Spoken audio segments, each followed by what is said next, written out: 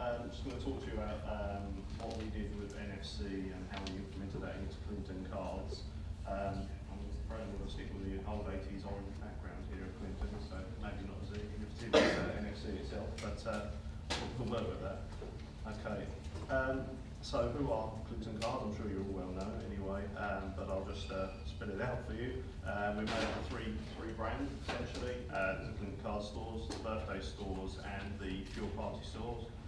We acquired birthdays in 2004, and with that we brought on a new brand called Pure Party, which you'll see from the bottom there. You may recognise those storefronts. Collectively, we have 760 stores across the UK. We are trying to consolidate that due to the current retail climate and rents and rates, as we've already heard today. Everything's getting a little bit expensive, so we're doing what we can to try and change our strategy, trying to make us a little bit more profitable in these hard trading times. And just to show, we opened our first store in Epping in 1968. That's where I'm from. So it's quite handy that I work with the gun just down the road. We've got the widest selection of specialist card captions available, large range of gifts, pie accessories, etc. You'll see some of them there, boothful bears, etc. And we work with a few celebrities such as Amy Charles, Hoff, and Peter Andre, to name a few. So why does Clinton's have a interest in NFC? Okay, NFC fits our business model perfectly.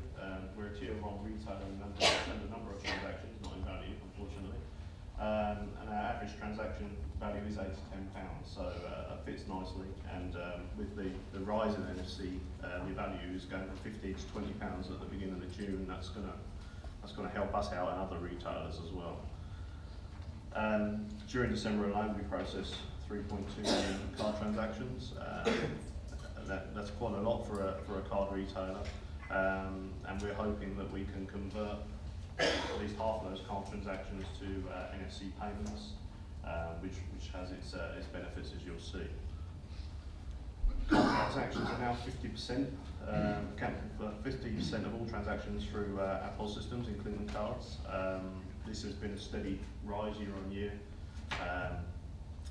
Probably only 3 or 4 years ago, we were looking at 20% of all our transactions were cards. So as you can see, that's grown quite a lot in the last 2 or 3 years. And contactless payments are fast. This is one of the things that we're hoping to leverage from the solution itself. You can take a contactless transaction in under a second. So the idea is that that will help us trade more effectively in our busy trading periods of Christmas. And I'm sure if you've all stood in a queue at Clinton cards at Christmas, you'll know how painful it is. NFC brings many opportunities as well. It's not about the payments essentially, it's about couponing, loyalty, promotions, and everything that you can harvest from that technology. Contactless cards themselves are really only a stopgap to NFC. I'm sure that they'll be overtaken sooner rather than later. And they're cheap to process, which is one of the plus points for any retailer looking to take on contactless transactions. Acquiring banks do give a much better rate for contactless transactions than standard chip and PIN transactions. Okay. So we did our first contactless trials in 2010 in 25 stores across London and Liverpool. And it's simply great success, and I'll quantify that. Great success doesn't necessarily mean the number of transactions that we took, but more to do with really is what the feedback we got from the customers, that they were happy to accept NFC, they were excited by it, and that it had a future. We learned many lessons during the trial about our own infrastructure, the customer, the technology itself. The technology is not yet mainstream, and wasn't in 2010, and still it isn't now.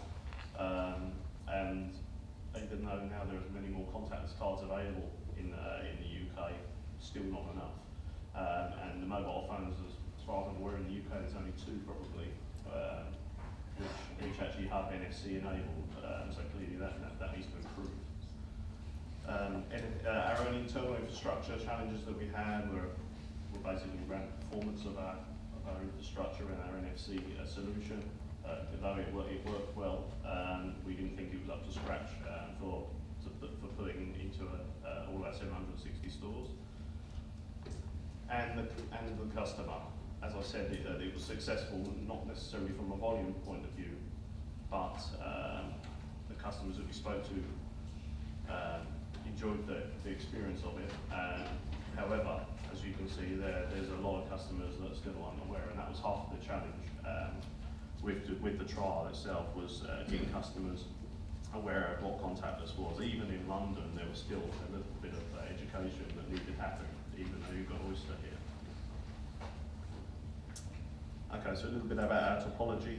What we did, as I mentioned, we weren't happy with our solution in 2010, so we've changed that. We've gone to the S1 and Stillion, and they do tier 1, tier 2s. Most of the supermarkets use S1.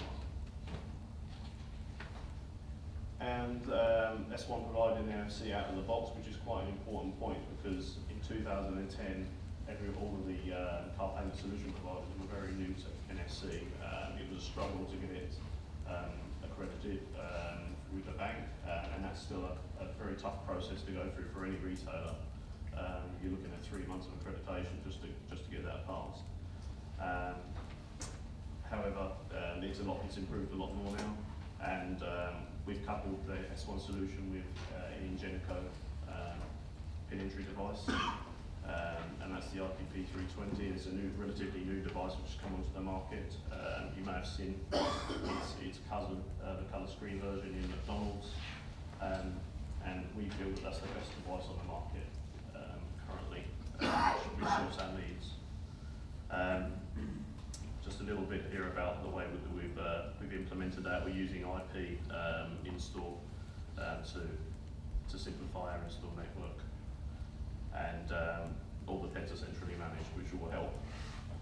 Every time the new changes come in, such as the £20 limit, you've got to push that out across your estate, and any new challenges that come along with PCI DSS, which also is a big consideration with NFC. Just a brief overview of how we put that together, very high level, but we do have 99% uptime availability on this system, very little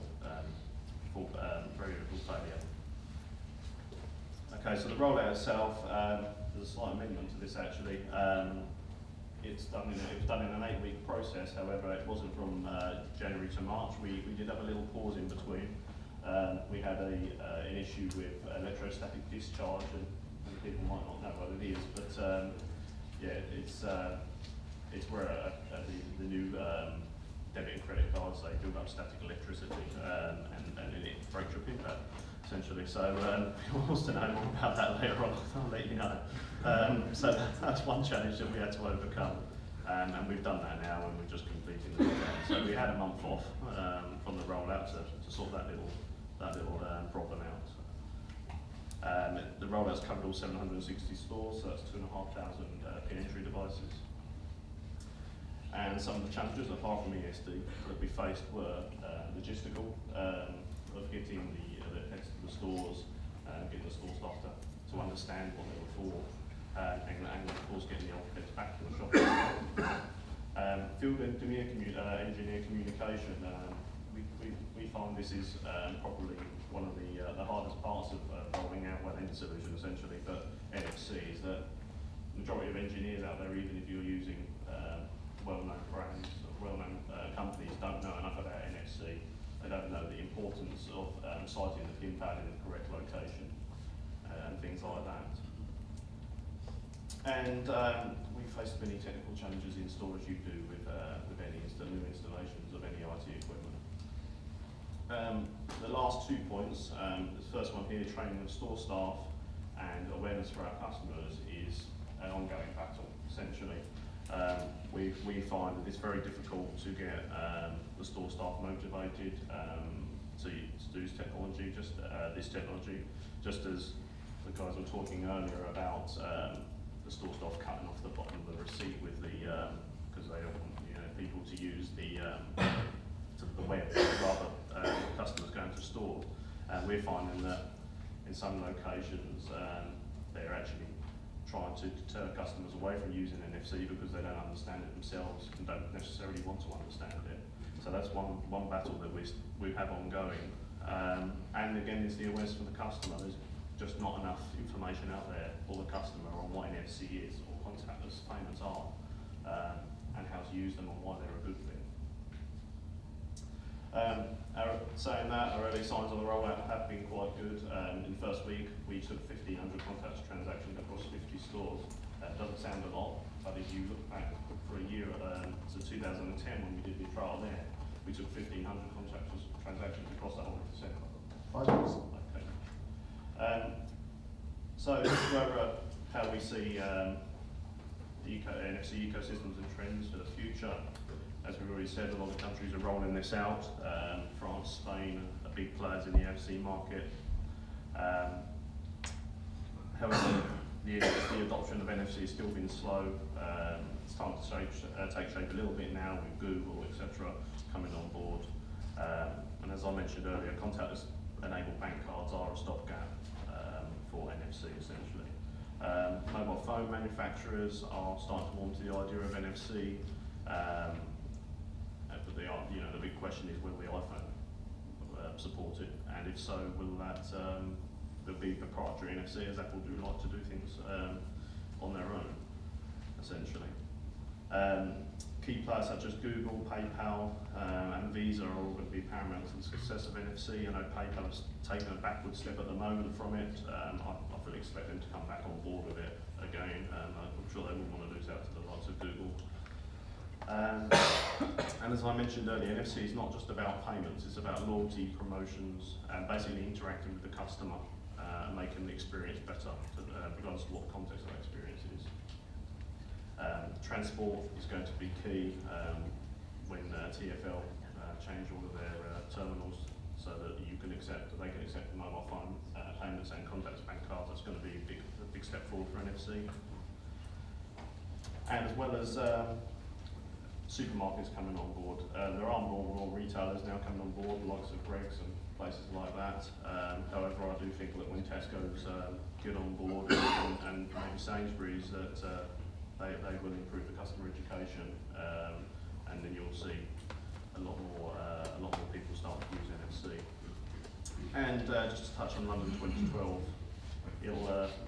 it'll be interesting to see what impact that does have on NFC. I wouldn't have thought it's going to have a massive impact, but it will give customers, or consumers, should I say, give them more knowledge about NFC and what it's for.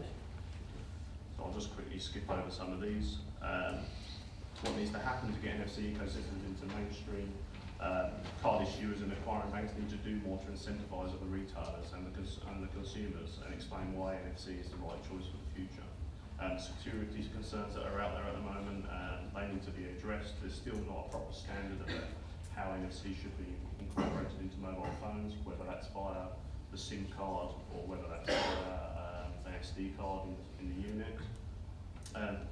Mobile phone manufacturers need to get NFC devices into the market. Yes, they're coming, but when? We're still waiting. We've been waiting for quite a while. And then needs to be more advertising on TV and the press. You see very little apart from the Barclays adverts with the water slide, etc., which don't really focus on NFC. They focus on Barclays essentially. More of that needs to be done to focus on technology and what's good for the customer. And get the transport associations involved now. Some work's been done, trials are taking place. There needs to be a little bit more done. And the last point is investing in technology, develop NFC ecosystems that consumers can't ignore. That will make